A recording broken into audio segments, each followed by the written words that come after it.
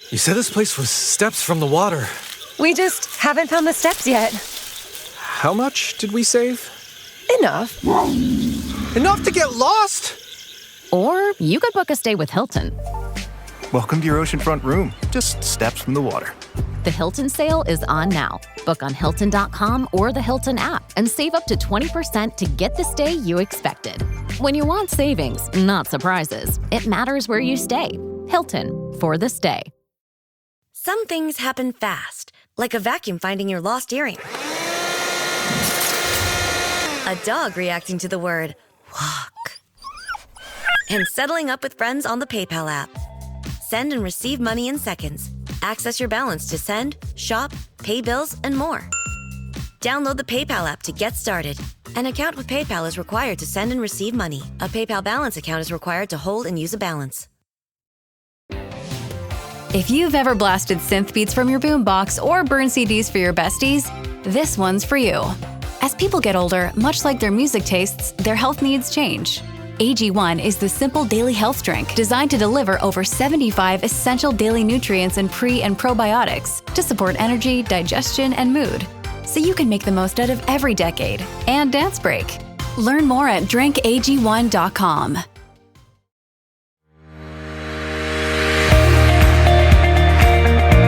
I'm JJ Virgin, PhD dropout, sorry mom, turned 4-time New York Times bestselling author. Yes, I'm a certified nutrition specialist, fitness Hall of Famer, and I speak at health conferences and trainings around the globe. But I'm driven by my insatiable curiosity and love of science to keep asking questions, digging for answers, and sharing the information I uncover with as many people as I can. And that's why I created the Well Beyond 40 podcast, to synthesize and simplify the science of health into actionable strategies to help you thrive. In each episode, we'll talk about what's working in the world of wellness, from personalized nutrition and healing your metabolism to healthy aging and prescriptive fitness. Join me on the journey to better health so you can love how you look and feel right now and have the energy to play full out at 100. Approximately 1.9 million new cancer cases are diagnosed in the U.S. annually, which means that, on average, over 5,000 people receive a cancer diagnosis every single day.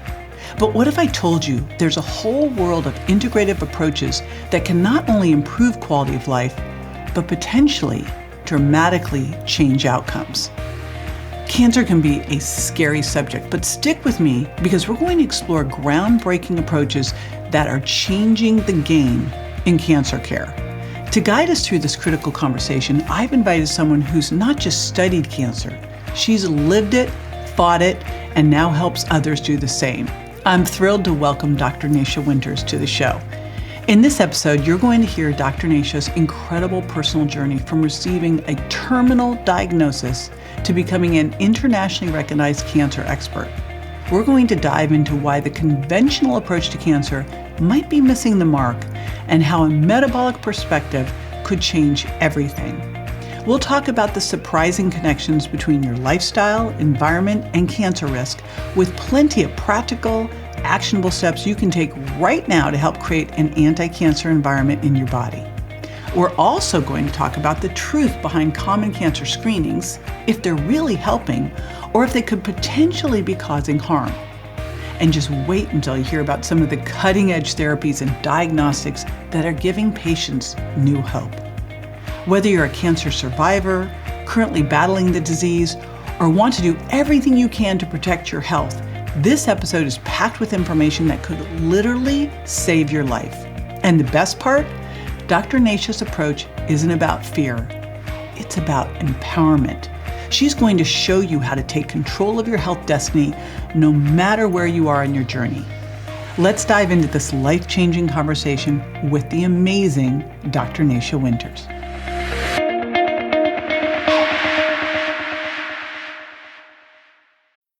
There's no one way to practice yoga, and there's no one way to dress for it either. The new Groove Relaxed Cinch Pant from Lululemon changes the shape of your practice. Rediscover our Barely There Nulu fabric in a relaxed fit that lets you bend, breathe, and flow, with a cinchable hem for adjusting the shape throughout the day. It gives you more space to feel your best, on and off the mat. the new Groove Relaxed Cinch Pant, now available at lululemon.com. This is a Bose moment. You're 10 boring blocks from home until the beat drops in Bose clarity. And the bass line transforms boring into maybe the best part of your day. Your life deserves music. Your music deserves Bose. Find your perfect product at Bose.com. Dr. Nasha Winters, welcome to Well Beyond 40 here at the Health Optimization Summit. Perfect. I am so honored to be here with you. Thank you. Well, I'm thrilled we could do it in person and that we had to go across the pond. Yeah, exactly. And what we were talking about offline, I think is a great place to start, was you were talking about how you went and walked the El Camino. Yeah, the Camino. But you went and did it because... So I went and did the Camino de Santiago for my 50th birthday, which was just shy of 3 years ago. And it was a celebration. I'd been planning it. It was basically like, if I'm still here when I turn 50, this is what I'm going to do. So I'd been thinking about it for a good decade or more. And it was my 30th anniversary of my cancer diagnosis. It was the 50th anniversary of the claimed war on cancer from the Nixon era. 1971 Nixon era. It was 30-year celebration of my relationship with my husband, who joined me at the very end of the journey for the last 100 kilometers to walk me into the city. And I know I'm missing one other big one, but this is my 50th birthday, so it had that was a big one. You know, I always joke that if I could have just skipped from 20 to 50, I would have totally done it. Oh my gosh! And this is why I love that you're doing this conversation about like fabulous beyond 40, because I promise you, it gets better every decade. Yeah. Like it's just, especially when you're through menopause, it's like exactly. Well, I finally crossed that bridge a year ago, and so I was like, please, for the love of God, just get me on the other side, because it was pretty smooth until those last couple of years. You're like, okay, now I can create a whole new me. Right, and that's really it. So, I was not aware that you had a fatal cancer diagnosis.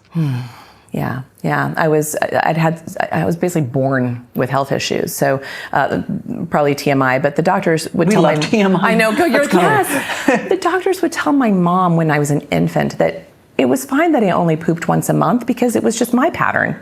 Right? I'm like, what? And so my poor mom, first just in this like shock of, okay, like trusting. And then by the time I was 2, they had me on what is equivalent to things like Gas X, because I always looked like the giant belly with the tiny little stick legs. And then by the time I was 9, I'd started my period. Because of course, we didn't know until many years later that soy formula they settled me on was probably a bad idea. By the time I was 11, I was on birth control pills for endometriosis and polycystic ovarian syndrome. By the time I was 14, I had my first cryotherapy for cervical dysplasia, 16, cervical cancer. By the time I was diagnosed by that time by IBS, juvenile rheumatoid arthritis. We figured I had some thyroid things going on, cystic acne, which we later learned that was related to polycystic ovarian syndrome. I was a hot mess. Wow. And so that's a little bit of an understatement. A little bit of an understatement. So, but the thing is that it was normalized. It was just like, just take this pill, take this thing, and just put on massive amounts of makeup to cover it, just do all the things to put the mask on and be out in the world. And I didn't know how sick I was because it was just take a pill for that. Well, right, and you'd always been sick, and that's was your normal. Yes, exactly. So my normal was unfortunately not the bar was low. And so by the time I was 19 and this summer before my sophomore year in college, I started getting sicker and sicker and going to the ER. I was becoming incredibly severe pain, and they just said, oh, it's just your endometriosis, take this. Oh, it's just your rheumatoid arthritis, take this. Oh, it's just your IBS flaring, take this.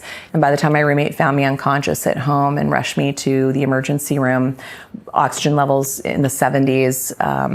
By the time they finally did a proper workup, instead of treating me like a histrionic teenager, realized I had a 100% bowel blockage. My kidneys were in failure. My liver was in failure. I had a grapefruit-sized tumor on my right ovary. I had a 9-month enlarged belly full of ascites, which is malignant fluid, where fluid ends up in places where it shouldn't be. I was severely cachectic, meaning sarcopenic, extremely malnourished, and I was dying.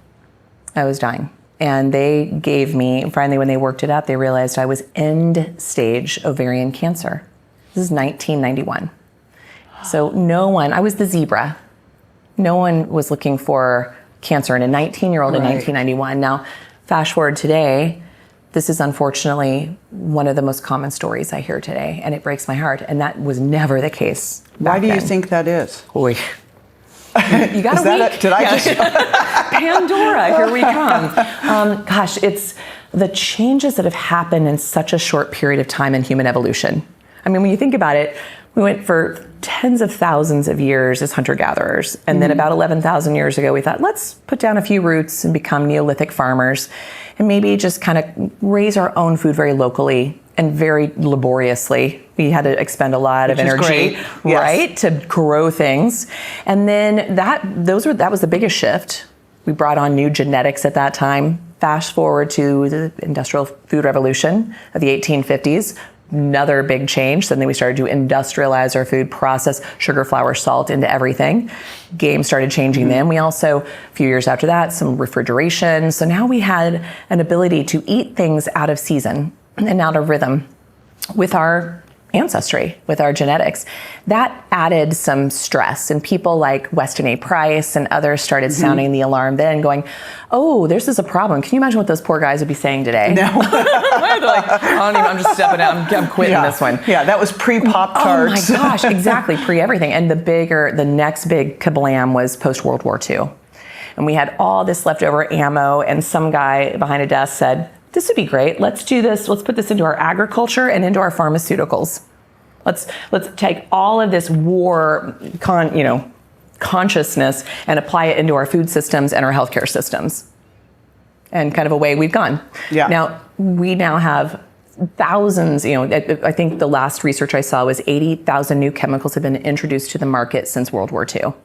And less than a few hundred of those have been properly tested. Wow. Yeah. And they aren't, I remember doing a toxic lecture, and it was because someone asked me to do a prenatal lecture, and as I dug into it, I went, this is not about prenatal, this is about pre-pregnancy preparedness. You should not even think about getting pregnant until you've done all this. Yes. And then I started to dig through and I went, well, not only do we have all of these chemicals and they haven't been tested, but the few that have been tested haven't been tested together, and they haven't been tested for accumulation. So while this one on its own and this amount might be safe, when it stores in your tissues and is combined with these other two, you got a whole new animal. Forget hundreds. Yeah.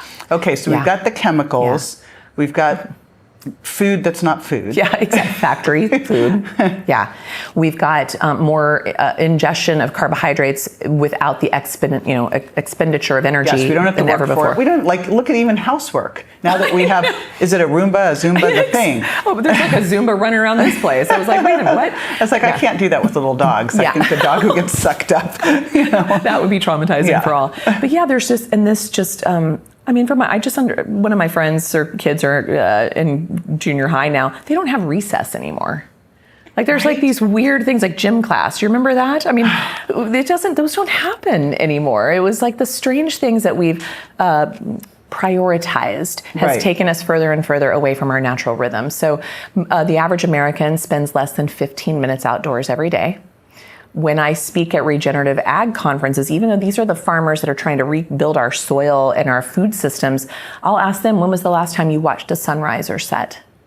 Do you know what the moon cycle is? Even these days, because so much of farming, even in the regen space, has become so computerized and automated in some form or fashion for scalability. And our whole life, all the things we do for efficiency and scalability, is killing us. And so that sort of going back to the most fundamentals, there's so many amazing, sexy things we can do now, but if we don't have the fundamentals in place, it kind of falls flat.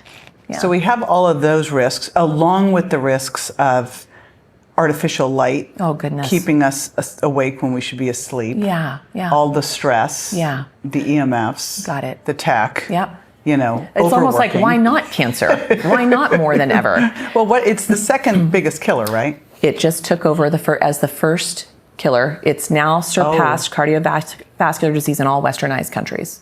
So US, UK, EU, there we are. So good on you, cancer, being number one. But the key point is that in all the westernized countries. Exactly. So that should also be, that should be an intuitive moment right there, but it still falls so flat. I mean, there was a study, I spoke about this yesterday in one of the lectures, March of 2024 in, I believe, Nature magazine, was that the whole title of the article was, "Why are more young people than ever getting cancer?" And when I pulled up this slide that showed probably 30 little bubbles with things like sitting, glyphosate, and all the little bubbles that filled in, I took that list directly off something called IARC, the International Agency of Cancer Research, which is a third-party research organization to evaluate for carcinogens. And they're tiered. It's sort of like the known carcinogen, the possible, the probable, and the questionable. And when you add all of those up, there's over 1,200 that they're saying are likely a problem. And what I highlighted on the screen were the top 10. And I looked around the room, and Mark was in the room. I'm like, we've all adjusted or been exposed to most of these this morning. Of the top 10. Okay, what are the top 10? So we've got good news coming. We do have good news. I promise. Got good news don't coming. jump off the bridge just yet. Well, one of them was this. So my very first experience getting into the VIP room, I wanted a nice cup of coffee. It had been a long day or a long travel. And I went to grab something to put in my coffee, and I see oat milk. I just want to cry. Because oat milk is about as toxic as it gets. The amount of processing you have to do to get an oat into milk. and like if you made it at home, that's probably one thing, but then to put it in a package and sell it is another level of, cleanup or whatnot, presentation. So it would absolutely qualify as an ultra processed. Very ultra processed. And then the seed oils they do to emulsify it. So, and seed oils is one of the top 10 of the IARC's carcinogens. Wow. And seed oils, when we talk about seed oils, are we talking, this is where I was going to go, okay, but wait a minute. Yeah. Avocado oil, is that from that, and sesame seeds? Like, is Great. it all seed oils? Is it industrialized seed oils? Great. Is it the way it's processed? What is Such it? a good question. So I'm selfishly want to know. I know, right? No, and this is a good question because it's like, is it all?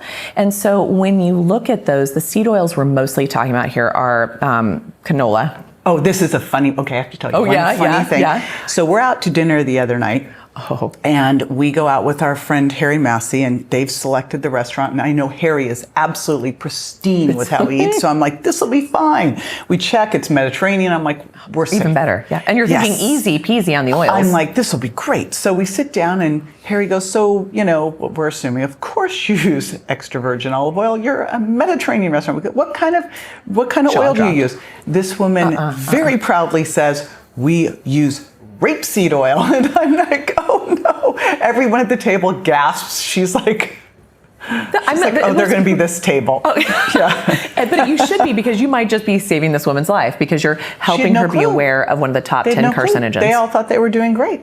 And so for anyone listening who didn't know, they changed rapeseed oil to canola because who wants to eat rapeseed oil? So we made it pretty sounding. Isn't that hilarious? And of course, if you looked at a field of canola flowers, it's one of the most beautiful things you've ever seen. It's like the color of my pants on like fields of fields of fields, but then the amount of chemicals they use to dump on those fields. Mm-hmm.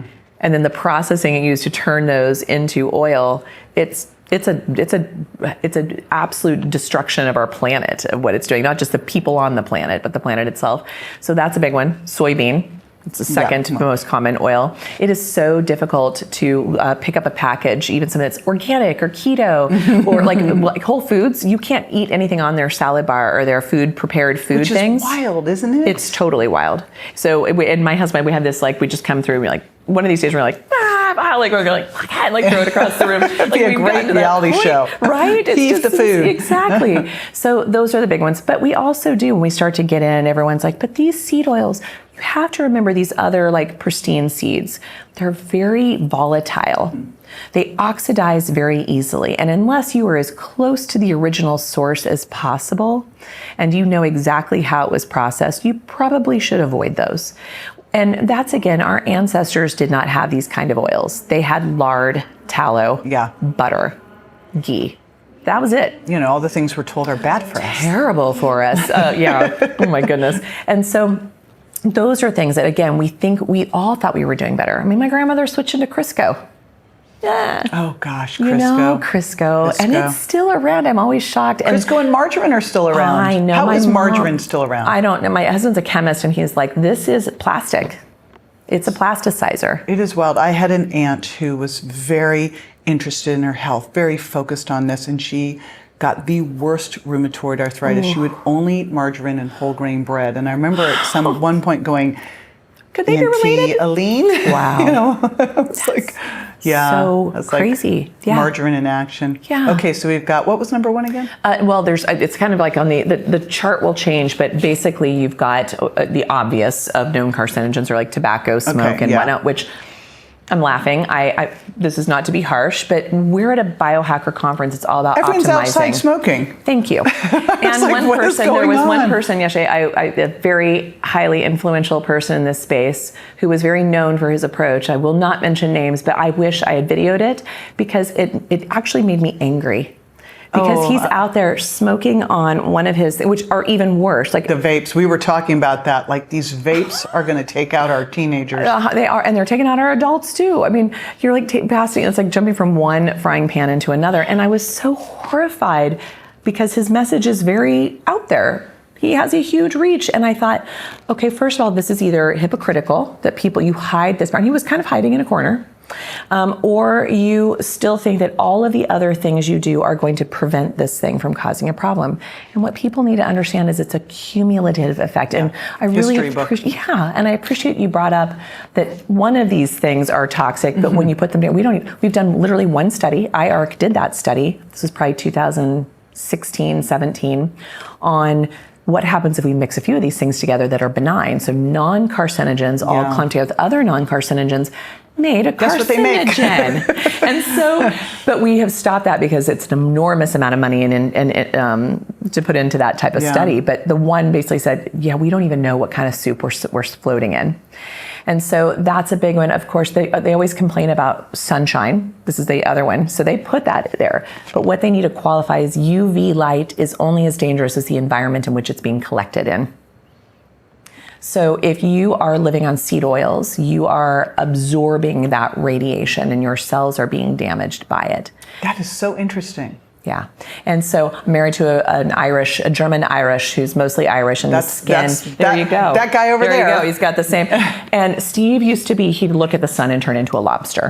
And in 2009, when he joined me on a journey, because we were both recovering vegans. And aren't we all recovering vegans? I'm like, so we were, and he was. It was just R&D. There you go. We were living laboratories, and he was also a professional triathlete. So imagine that combination. Yeah.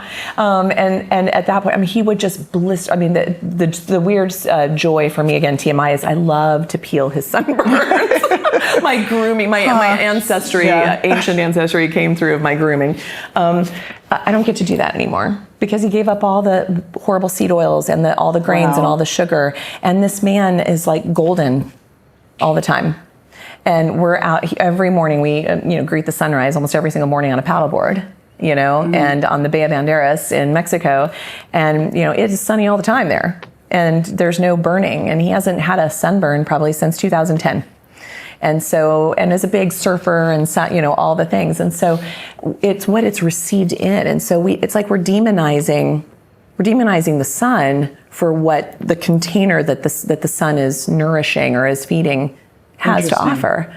So it's very interesting. And so that's a big one that still shows up on the IARC as well. But, it comes down to the circadian rhythm disruption. Known carcinogens. I appreciate you brought that up.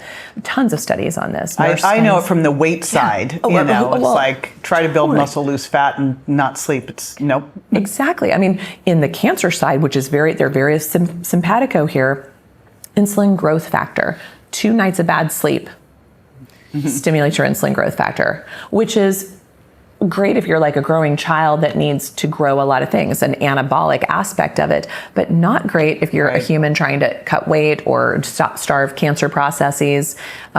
We've got to turn that off. And so sleep regulation is huge. And then all of our folks out there, sitting is now a known carcinogen. Yes, and that is one that I think is really interesting is, the research coming out that looked at, okay, you're exercising every day, but if you're sitting the rest of the time, you're basically like undoing erased. it all. Yeah, exactly. Or they even showed that the folks that were just like the weekend warriors who go out and hit it hard, that like went and did a marathon this weekend and I did this, and then do nothing the rest of the week, they die faster than those who do at least a little bit of something every day. And now it's not just every day, it's all throughout the day. Exactly. Which makes so much more sense. Micro-movement days. Anyway, Yeah. they're calling them exercise snacks, and I literally can't stand cute. that. Well, But it's kind of cute. It sounds cute, except the first time I brought it up, someone goes, "We get to eat while we work out." Oh, God. And I'm like, okay. Nope.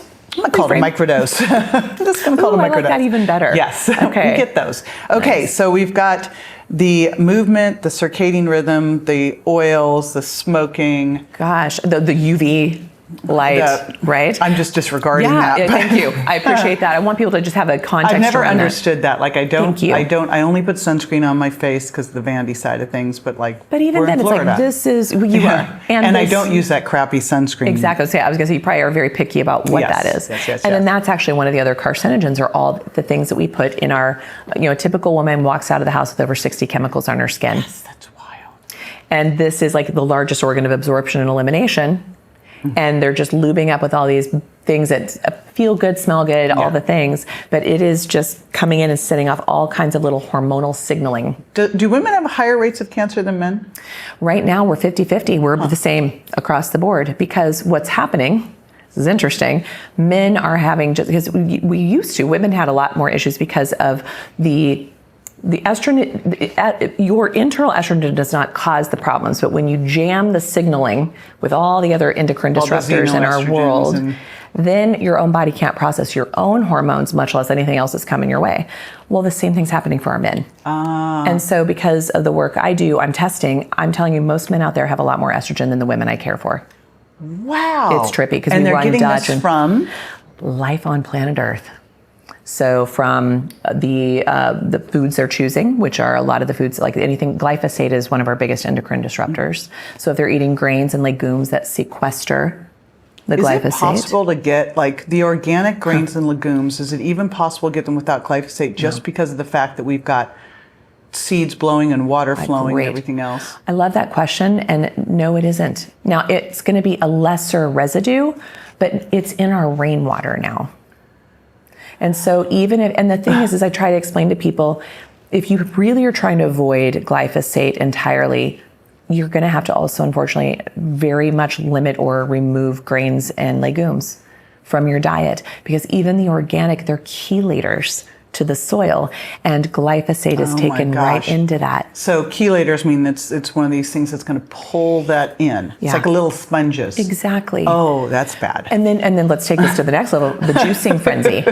Well, so, I come from the weight loss side. I'm like, why are you unwrapping the fruit, taking the fiber out, leaving the sugar?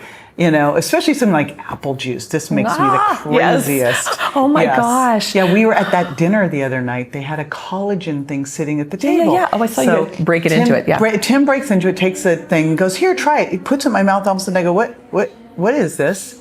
Because it certainly tastes great. And he's like, "Oh," I turn it around, it's apple juice concentrate. I'm like, no. I mean, it's just pure. I'm like, come on, we're at a concentrate. health conference. Wow. And of course, I don't know if it's organic, but if it isn't, apples are in the dirty dozen. Right. So people are like, why the cancer? Like, well, let's see here. Our entire food source, like literally from the soil to the soul, is poisoned today. Our cultural lifestyle is poisoned today. We're all geared to be like, do, go, go, instead of be, and breathe. Those are the things here. So these things just accumulate. And that's where the things we have, the amazing brains of human beings of what we've created on this planet to theoretically make our lives easier, have that other end of the pendulum. And we're seeing that in full force. It's been an interesting 150-year experiment, 175-year experiment, and it's killing us. It feels like with the advent of technology, AI, social media, that it is exponentially increasing. It is. And, I know this is so controversial. We love controversial. I know, I thought, but I've decided from here on out, I'm completely going no there. Shit's given, just do it. Well, and that's, I've been on this journey for my own saving my own. My patients call it SYA University, Save Your Ass University. So I've got a couple of degrees from that at this point, as many of them do. And when I had my diagnosis, they gave me a few months to live. They said, everything is so shut down. And you were how old when they gave you? I was 19. Well, 19. I was 19 when I landed in the hospital, and because in 1991, small town America and technologies available Where were you? then, Durango, Colorado. Oh, okay.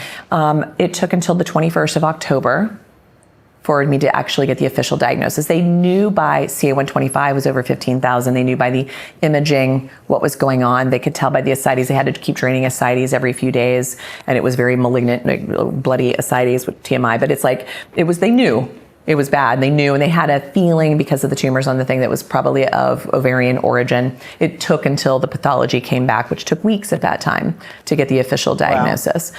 And they told me on around the 20th of September that I wouldn't see the new year.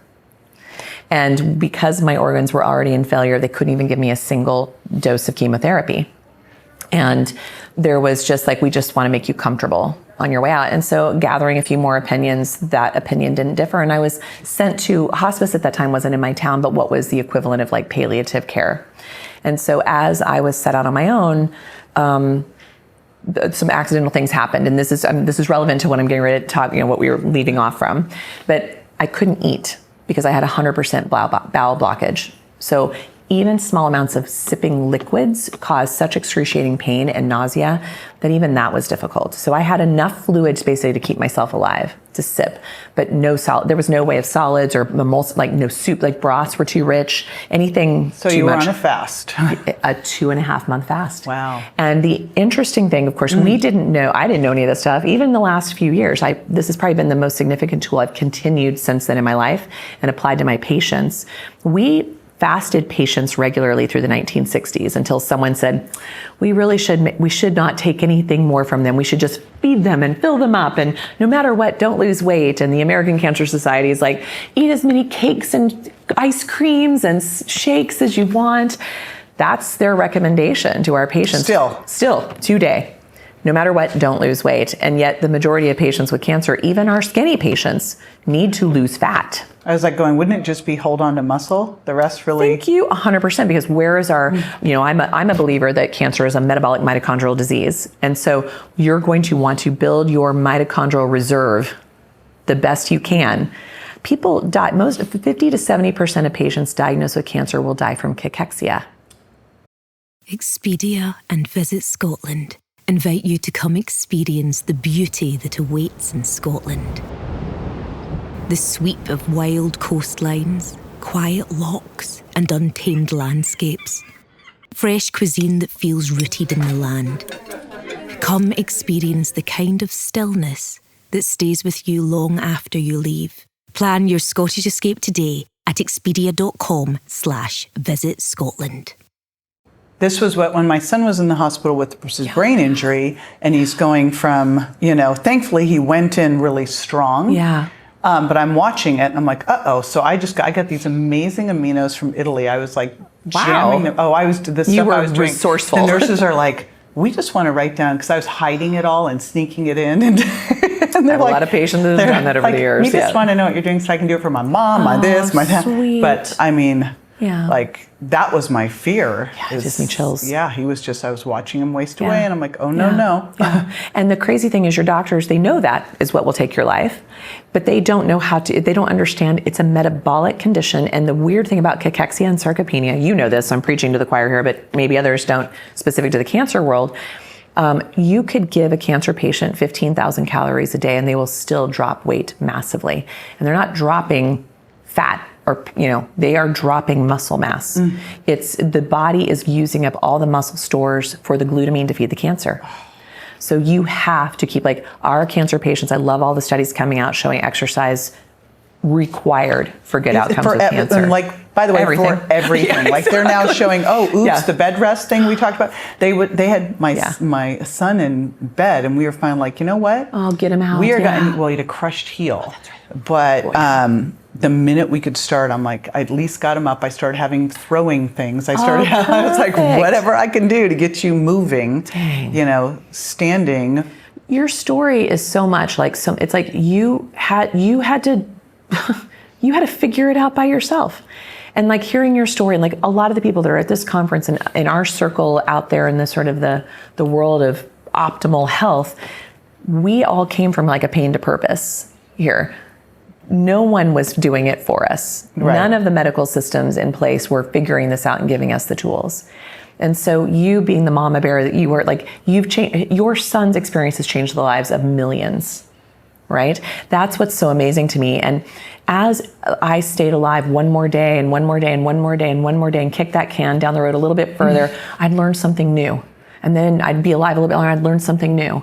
And by the time it's like I'm still 33, almost 33 years into this, I'm learning something new every day for myself and for my patients. Isn't and then that they teach me. I love it. Yes. And how cool that the things we might have been doing or thinking or studying or applying 30 some years ago are now being studied. And like now it's like, oh, always been. This is what's so important because it drives me nuts in the placebo-controlled, double-blind, randomized control group that's like, well, there's no study. I go, you know what? I'm not going to wait for a study for my son. Thank you. Right. Because he will be dead. Right. I said, I've got enough on the mechanisms and, you know, that I'm just going to go for it because the risks, yeah, you know, it's like I look at the reward and the risk and I'm like, I'm going to go for it because his risks of dying are really high.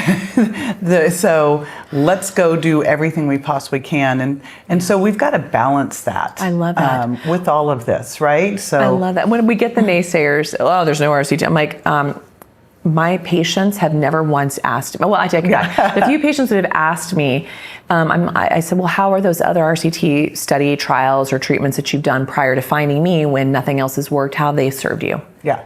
So I would love, like if people were willing to fund these studies, we'd do them left and right. If we could create new models of study, we would do them left and right because the current systems are very much, here's the one target, here's the one treatment. We are going to completely get rid of every other possible intervening, what's the word I'm looking for? Like something any other therapy. So well, yeah, or even like like, okay, we're going to put you in a false environment. Right. And we're going to keep in this container. No one lives that way. Now we can't really use it. So I will tell you, my dad had lung cancer, which was I didn't know. Well, my dad smoked like a chimney. All right, so then he had a cough for years. I'm like, got to get that checked. And of course it was cancer, and he's going to fight this thing. And I go, Dad, I've looked at the research of traditional therapy versus no therapy, and they're actually the same outcome. It's just doing nothing. In traditional therapy, you feel like crap, and at nothing, you feel good. I go, so why don't we try some other things? Nope. So wouldn't do it. So he goes in, and now he's in a drug trial. And in the drug trial, he starts breaking out in boils. Oh, yeah. So he gets taken off the drug trial. You know, and they tried to make it as I forget what they did. It will never show up in the trial. No, because he's out. So you don't even get his story in the trial. No. Nope. And I was like, wow. Yeah. You only cherry pick that data. And the way to tell patients is, and this sounds harsh, but a phase 1 clinical trial is not about saving your life. It's about drug toxicity. It's about will this drug outright kill you? That's a phase 1 trial. A phase 2 trial is what's the maximum tolerated dose we can give you. It's still not about is it going to save you. It's the phase 3 trials that say, can we extend life on this medication? And we should also ask, can we extend life in a quality way? Because that was my dad. I'm like, Dad, you same amount of time, but you'll feel like crap. Which do you choose? So here you are, you're doing your fasting, you're starting to get better. So what happened between there and now you're here? Well, I fell in love with it. It was just a crazy man fell in love with me and me with him at the time of my diagnosis. We were both pre-med. Were you pre-med before your diagnosis? I was. And I was so disenfranchised by how I was treated by standard of care for the months leading up to my diagnosis. And basically everyone like, we have nothing for you, go home and die. I was just left to my own devices. And I was also uninsured. I came from extreme poverty. I didn't have resources. So I had to become very resourceful. And weirdly, my partner, now my husband, he didn't think it was weird because he, at 16, his brother was diagnosed with terminal pancreatic cancer and given 3 months to live. And Bob lived another 24 years beyond that with no standard of care. 24 years. So maybe what's killing them is standard of care. Well, there's some studies that show like certain things like TGF-beta and whatnot, and certain, which is a particular growth factor, can be stimulated by things like radiation, chemo, and surgery. And so maybe that was part of my strategy, but I work and support tens of thousands of patients who do the best of both worlds. And we can make standard of care work better for them with less toxicity, and we can support the terrain around the tumor to enhance quality of life, but also clean up the environment in which the cancer took root. And we do that as a parallel path. Now, some people, by the time they come to me, they've exhausted all what standard of care can offer. Some people come to me refusing standard of care, even if I'm saying, you probably need a little standard of care. But people need to have some autonomy in this. And so for me, I just kept learning things. And I had a partner who was supportive, and he's also a biochemist. He was a cancer drug design studier. He now runs a metabolic lab. I mean, we're just geeks. Like, for fun, this is what we do, is talk. So we're voracious learners, voracious studiers of this. And I was blessed enough to go and study with and be treated by some of the most amazing clinicians, researchers, healers. I went beyond just, all the things around the world. So I've learned that every time I think I know something, I feel like I get humbled right away to realize I know very little, and that it's constant. Don't you feel like that the more you learn? I go, is this like life's joke? But it's fun. It's like, the more I dig into it, I'm like, oh. I know. It's like, it's so humbling, because this is what the extraordinary, like this is amazing, what it is that we have going on and what we can impact. And for me, another really early on, so that the accidental piece of the fasting, the other thing is, again, just TMI a little bit, but just, I came from extreme trauma. So on the ACE scores, adverse childhood events, I was a 10 out of 10.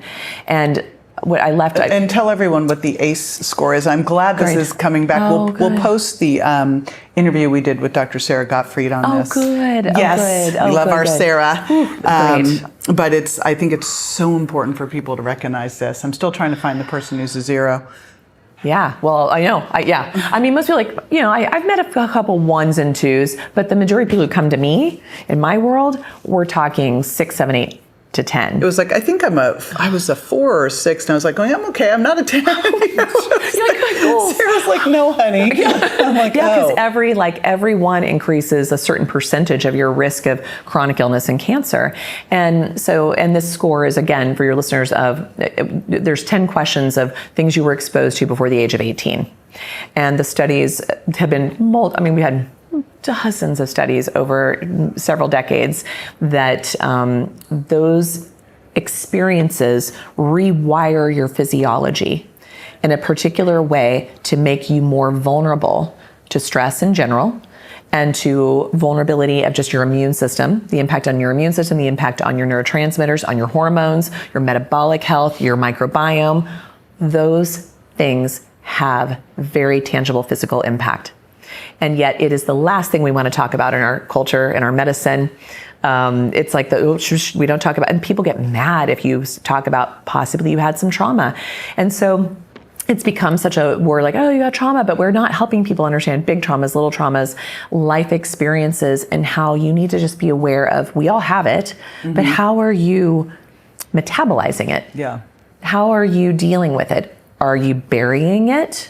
Are you emotionally shitting on people with it? Are you like integrating it and processing it and, working with it and through it? And so that was a big one for me. I did a 2-year family fast, which was part of my healing journey. And that was probably integral in saving my life. I've never heard that term before. That's a good one. And I, at that time, because I went into the vegan world, and I'd already been a vegetarian. Because I think 16, it's the gateway. Vegetarian. I was a vegetarian before vegan. It's a gateway into veganism. Full on. And I was 16 when I decided I didn't like the cruelty to animals and became a vegetarian. Yeah. Every teenage girl. Right. We all go through that. And it's huge. This is actually the demographic where it takes root the most. And but of course I was eating Velveeta cheese, white bread, and Vlasic pickle sandwiches every day. Mine was American cheese on Wonder Bread. Well, there you go. Cheese melts and I needed Miracle Whip too. Seed oil on seed oil. Oh boy. Yeah. I didn't go that far. And so that was like my food group. And then I worked at Hot Dog on a Stick. Wow, I worked at Swenson's Ice Cream. But I went to Der Wiener Schnitzel all the time. Shush up. Yes. But you know how people, I think, meet us today and they think we've always eaten this way? My nickname was Poppy growing up because I ate Pop-Tarts every day for breakfast. Unless there love was this. Cocoa Puffs or Captain Crunch. And Captain Crunch was my favorite cereal. No Crunch Berries? Okay. So, but these are things I like accidentally learning. And so what was wild is that's when I started learning about high-dose IV vitamin C and started applying that into my mix when I started learning. It's a chemotherapeutic agent. People don't understand that. And now there's a concept in the last few years, people have learned about this concept of ferroptosis, which is harnessing our endogenous iron stores and turning them into smart bombs directed at our cancer cells. And we didn't know that high-dose IV vitamin C was one of our best ferroptosis agents. And so now we're understanding. Say what that means for everybody. Yeah. You just rolled that word out. Curse of knowledge. And so basically, high-dose IV vitamin C can help harness that iron to direct it to the cancer cells to create apoptosis, to create cell death, to kill the cancer cell. And we're like all these therapies that have been used for millennia in Ayurveda, Chinese medicine, naturopathy. There's no studies. There's no studies, but now we're doing the studies. Right. Yes. Now we look back and go, oh, why did that Chinese herb, skullcap, Scutellaria, have such a powerful anti-cancer effect? Oh, how did we understand that mistletoe, that even our ancient medical philosophers, our Hippocrates, Hippocrates, the father of modern medicine, used this as one of the most powerful tools of cancer back in the day, the most studied integrative alternative cancer therapy in the world.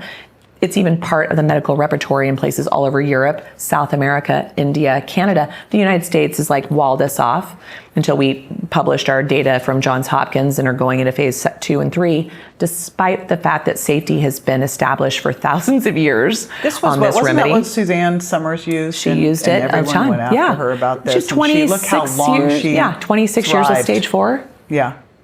And they call that a failure. Yeah, it was like, right? Hello. Right, or David Schreiber, who wrote the book Anti-Cancer, who, when he died 17 years later from his glioblastoma, they said, see, that didn't work. And so I didn't tell my story, JJ, until about 2012. My diagnosis was in 1991. First, I was never gonna work with cancer. I was like, nope, I want that so far out of my rearview mirror. And then my very first patient of my first week in practice, brain tumor, lived 18 months. I mean, he was dying. I mean, it came in for end of life.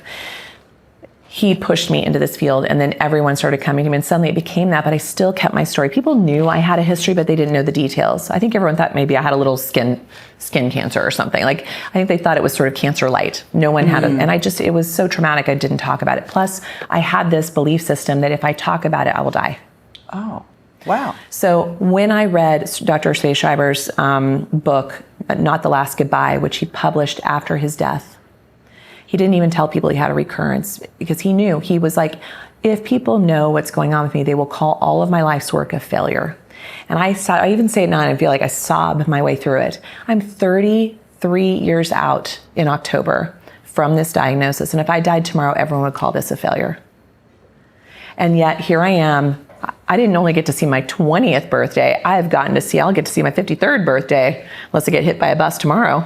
But this is what's so weird about our culture is we ignore the anecdotal. Yeah.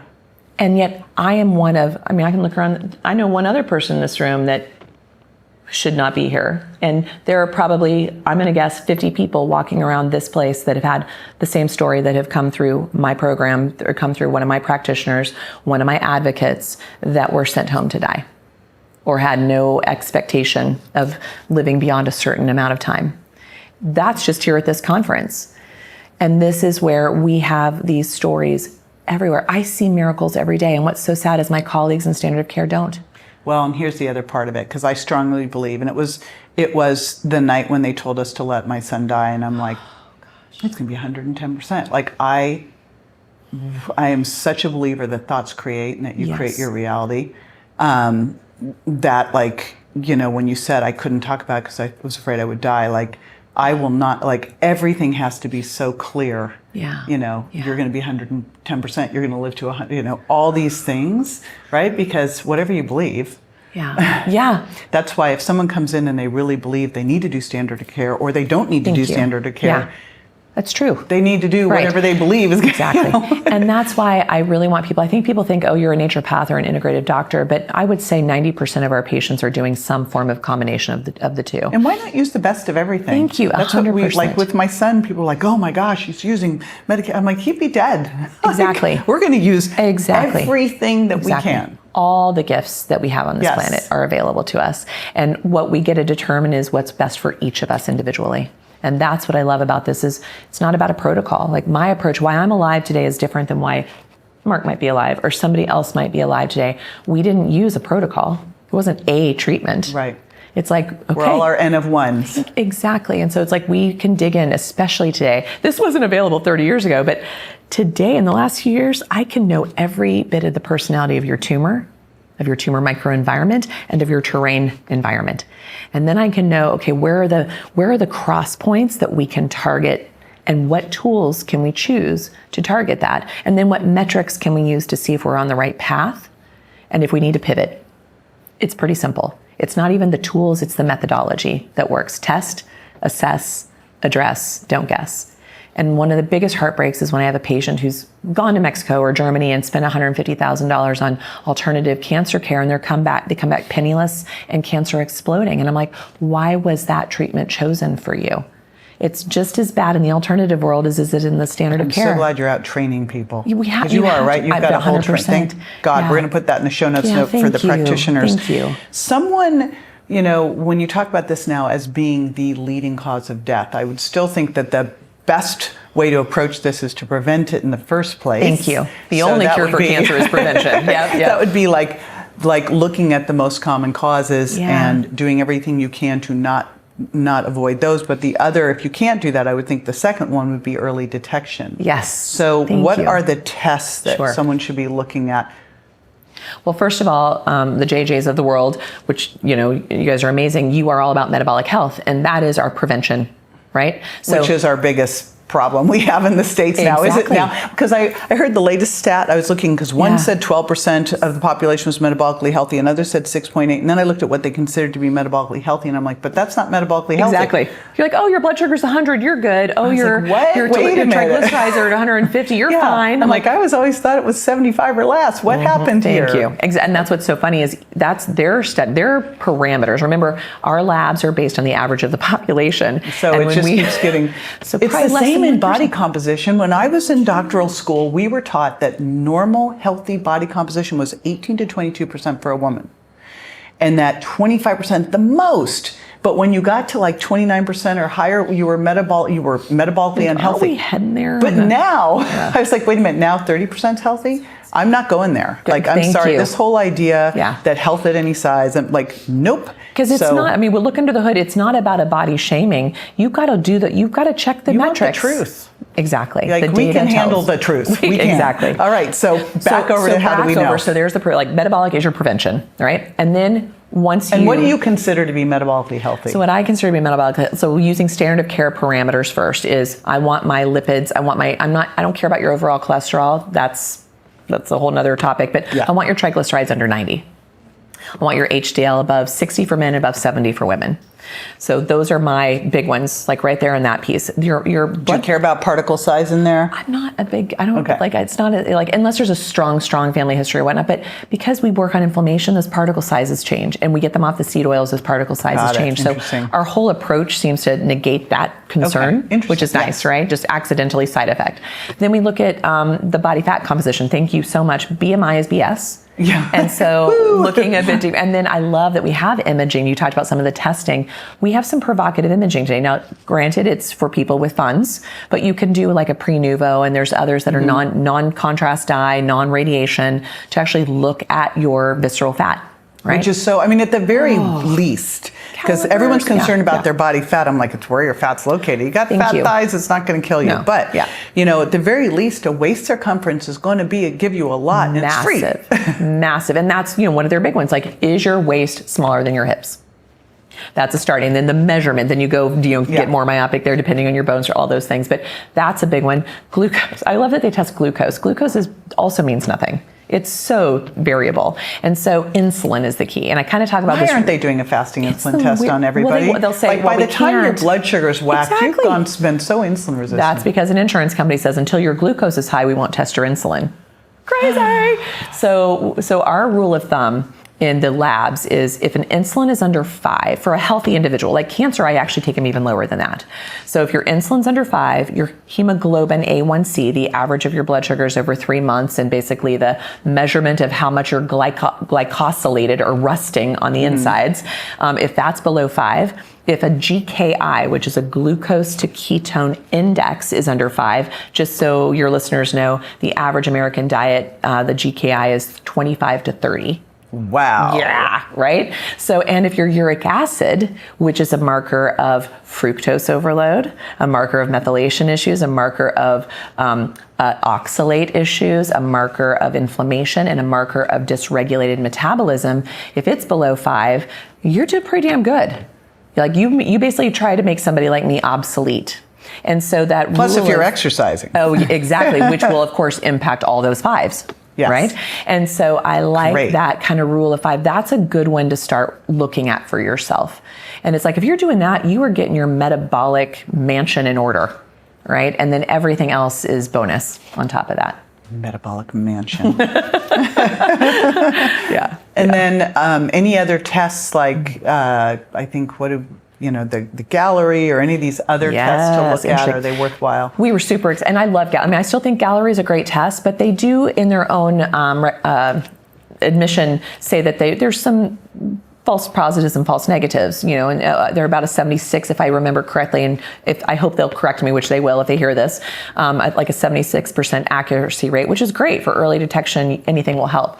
There's another company that came to the United States and globally as an early detection called Datar that came out in November of 2023, and they purport a 90 to 95% sensitivity and specificity of early diagnostics. So those are really exciting, but they're $900. There are some insurances starting to consider changing these. There are some corporate medical plans, and a lot of these are starting to move into corporate environments to say it's cheaper to screen all your patients for $900 a pop than to pay for their cancer care when it's like late stage, right? And then companies like Prenuvo, which I think you've done, or I have Ezra. not done it yet. Oh, girl, you've got, I'm sure they'll. They did. Take care of her. We had a whole, they told me to do it. Yeah. So haven't gotten to it yet. Yeah. Because I did the gallery. Yeah, and they give you so much information. And so there's a couple different ones, right? Isn't that Ezra and then there's a QT imaging, which is just breast imaging. Yeah, Dr. Jen is into that one. Yeah, is doing that big time. Yeah, so and we're it's excited and they're about that. non-radiation, non-contrast dye. And let's talk mammographies, because I stopped doing those completely. Like mammographies and colonoscopies. Let's just touch on those. Oh boy, I'm already getting the hate mail from this one. All right, so I've just stopped being concerned about hate mail. Thank you. Good. I just don't care anymore, because you know what? We have to get the truth out there. And so, you know, that's it.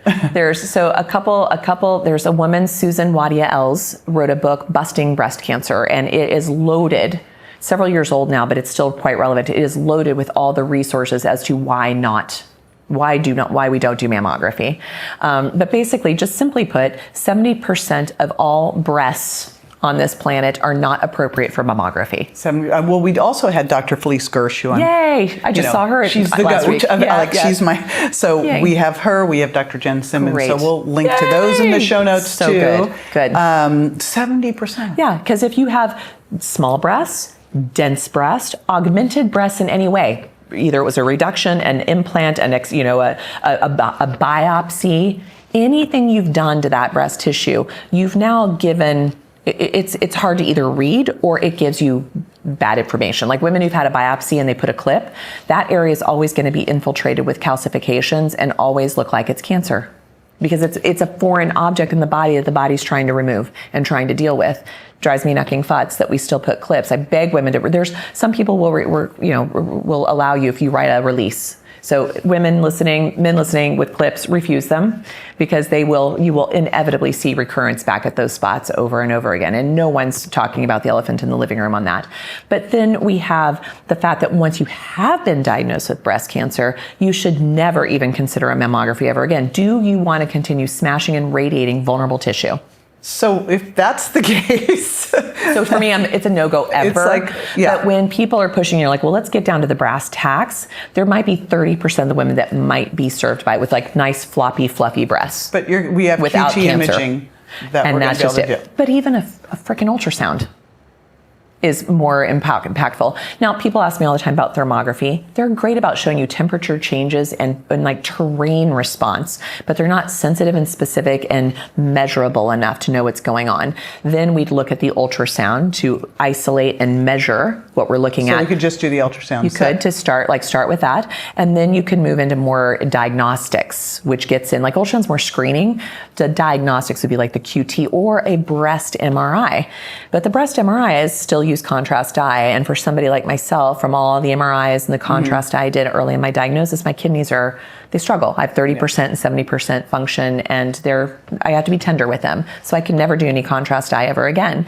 A lot of people there's a book called More Than Meets the MRI, all about gadolinium poisoning. Very good book. People should read. Yeah, sadly, we had a girlfriend with cancer who that was the thing that pushed her over the edge and gone in a week. I see it so often. You'd be shocked at how often this is. And when doctors say, oh, it's so rare, I'm like, what universe do you live in? Wow. But I love, like, if you're a patient who you have to be attached to the medical system and the insurance model for your resources, even though you're getting contrast dye, we have handouts and things to help patients even clear the dye, prep them for it if they have to, because that's the gold standard.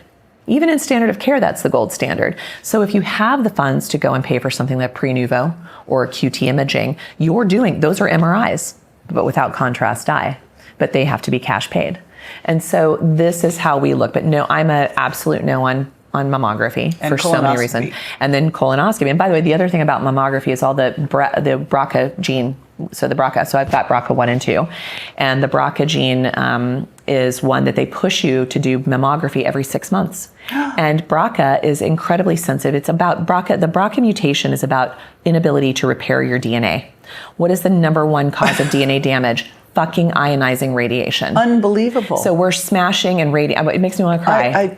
Every 6 months. So of course they're going to be my patient in the future. It just gets me. Like, this is why I do what I do, and I'm considered controversial. I'm telling the truth of what I see every day. I love controversial. Like, that's what we are going after. Eat it for breakfast. We have decided, like, in Mindshare, what Tim is going after is big food, big pharma, big healthcare, big insurance. I'm like, all right, that's what we're going through with MTIH. So I'm there. And then to come back, so BRCA, like, they should absolutely limit their radiation exposure. So don't do CT. Like, I want them to use pre-nuvos. I want them to refuse contrast dye and radiation to limit their exposures. We can test their urine for 8-OHDG, which is a marker of DNA damage, right off the bat, and you can watch them go get a CT and watch that. Cheap little test. It's a cheap little test. So someone with the BRCA genes, how, like, genetically, how big is the genetic piece? Now, I love you. I would assume, because what you just said is how cancer's going sky high. It's just like when that doctor got on and said obesity's genetic. I'm like, give me a break. Give me a break. Did our genes change in the last 100 years? Well, the best part is he's right. It's genetic, but it's epigenetic, above the gene, meaning we have control over the expression of those genes. So he's sort of right, but not. And it's a similar thing. So BRCA, BRCA, these BRCA mutations, ATM mutations, Lynch mutations, PTEN loss, Cowden syndrome, CHEK2, GATA3, these are the main, what they call high penetrance familial genes for cancer. All of those I just right there on the table are all about how you methylate. Oh. Methylation doesn't come from a pill. Methylation doesn't come from removing of body parts.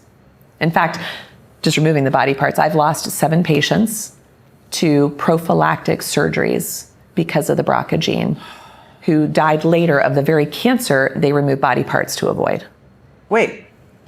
So just because you don't have breast doesn't mean you can't have breast cancer. Remember, we all have cancer all the time. And our cells, by the time you're actually diagnosed with even a stage 1 breast cancer, you already have metastasis. And so what happens with people who do those prophylactic surgeries is they often have false peace of mind. And they don't do what they need to do to make sure their terrain is healthy. And so They literally, I'm good now. I've removed the place where the cancer can land, but they didn't clean up the soil in which that tumor can arise. And oftentimes that false sense of security creates a little bit of recklessness, you know, in their choices of their life. Because like, I'm fine, I cut off the boobs, I took out the ovaries. You know, it's like those are the pieces here. And so with BRCA, people with BRCA mutations, first of all, they're 5% of all cancers. And I also want your listeners to know that they have no higher rate of death to cancer than someone without the gene. So they don't make a difference in overall survival having that genetic predisposition. And so this whole idea of this prophylactic, which Angelina Jolie... We call it the Jolie effect, yes. Yep. Well, I mean, it is scary how much I always go, this is a celebrity, not a healthcare practitioner. I know. And you should have seen the stock go up in like breast implants and surgical robotics and in all the different prophylactic, like screening companies for BRCA. It was like, very interesting. But this is where when I have folks who have that genetic predisposition, we are like, okay, well, let's explore your terrain. Let's see where your blind spots are. And let's do what you should be doing anyway. Thank you. For whether you have it or not. 100%. Okay, colonoscopies, the final hurrah. We're bringing this around from the upside in. So colonoscopies. So I actually, first of all, we've got amazing screening tests for that today. So Cologuard is one of them. There's a few others that are just a poop test that if you have a personal or family history of IBS, ulcerative colitis, colorectal cancer, lots of issues with like a long time issues of gut, of irritable bowel and constipation, you could do this poop test at home, which is your first screening. And it's measuring, you can look at that, which looks at a few different proteins that show up if there's, and they're pretty accurate. And so oftentimes they'll still say if it's positive, go get your colonoscopy. And if you are going to go and put a camera in there, instead of using their radiator fluid to flush your system, which is also a known carcinogen, we have way we prep patients. Basically, you put them on shit tons of magnesium and I will not do another colonoscopy, but the one I did, I was like, I'm not going to do this stuff. I just took a load of magnesium and vitamin C. And what happens with that, the wash, the prep, it takes out 99% of your microbiome. Oh my God. Is that a good idea? I never knew this. You didn't know? Oh, it's great evidence, like great research out there. So then you sit there and think, especially like, let's say you do have ulcerative colitis and now you're getting colonoscopies, or you have Lynch syndrome and they're recommending every 6 months or a year. What are you doing? You're wiping out that microbiome. You can never restore it then. And then that is what, this is where all the research is in oncology today, is the microbiome, the tumor microbiome. This is what is our immune system, our neurotransmitters, the way we process medications, the way we process foods, our nutrients, our main nutrients that protect us, vitamin A, D, and K, all our fat solubles, totally dependent on our microbiome. Those are our anti-cancer agents. So no, I'm not a fan. Start with the screening in other ways. Do pre-nuvos, do the things that are using less toxic. And if you do have to get one, use a different method of prep. And, take it very thoughtfully, eyes wide open. Just knowing the damage you're doing to the typical prep for the colonoscopy itself, to me, is more damaging than the camera up your ass. And I would assume that you would do it only if you were at a higher risk. Exactly. All the other stuff had shown up and maybe you want to get rid of the polyps. Exactly. And even that with polyps, we do pre-follow-up imaging all the time. Our polyps go away as soon as you deal with all the terrain by themselves. You do not need to go in there. Ever, never need to snip those babies. They go away. We see this all the time. And we were talking within 6 months to 2 years, right? They're gone. I get people like, I can't believe they're gone. I've had them for decades. So you get those. But the other cool thing is we can run things like calprotectin and lactoferrin, which are poop and blood tests that you can run, which are also early diagnostics. And a lot of our even functional medicine gut testing run those tests. And they're often elevated in a lot of GI inflammation. So again, trying to head people off at the pass to deal with this before, deal with the smoldering ember in the basement before it's a building engulfed in flames. And what we're pushed in our standard of care mechanism is we don't even address you until you're a building engulfed in flames. So they're a disease management system. In healthcare. It is. And it's so funny to even say healthcare. Well, I'm sorry. Right? But isn't that funny? Care. That's everything in sick disease care. It's such a weird dynamic. Let's wait till we can give you this. We are the healthcare. We are the health creation. We are the wellness. We are the prevention. aspect of this. And so the final piece, when I talk to people about how I really navigate cancer for myself, both in prevention, treatment, and survivorship for anybody on this journey, is my version of the CDC. So, my center of disease control is around circadian rhythm, diet, however that is changing your metabolic flexibility, and community, connection. Yes.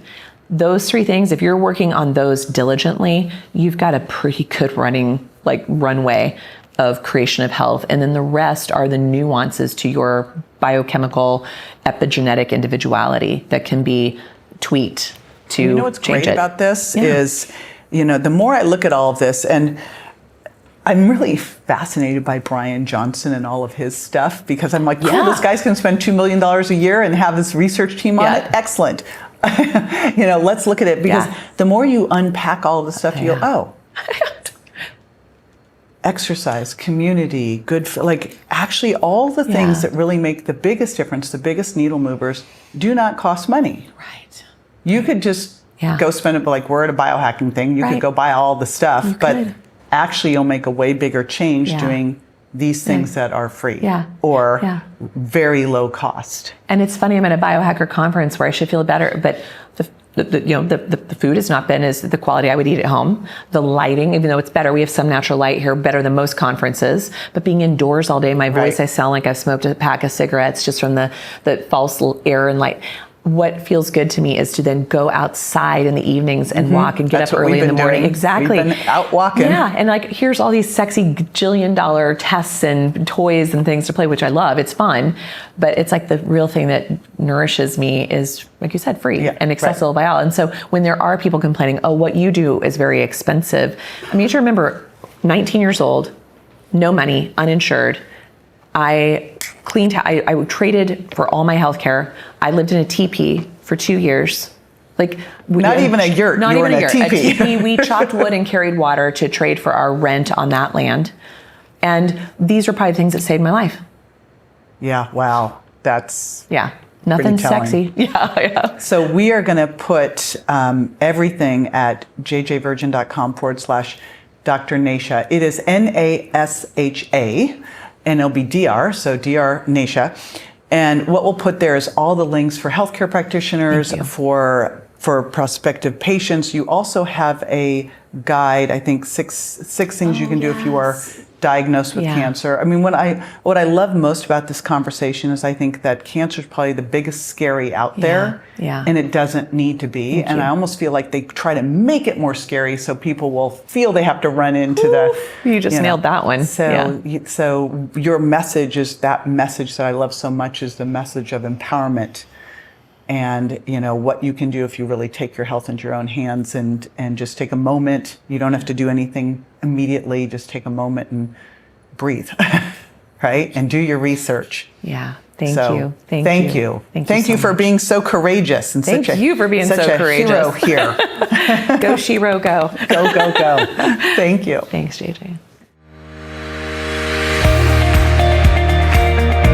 Be sure to join me next time for more tools, tips, and techniques you can incorporate into everyday life to ensure you look and feel great and are built to last. Check me out on Instagram, Facebook, and my website, jjvirgin.com. And make sure to follow my podcast at subscribetojj.com so you don't miss a single episode. And hey, if you're loving what you hear, don't forget to leave a review. Your reviews make a big difference in helping me reach more incredible women just like you to spread the word about aging powerfully after 40. Thanks for tuning in, and I'll catch you on the next episode.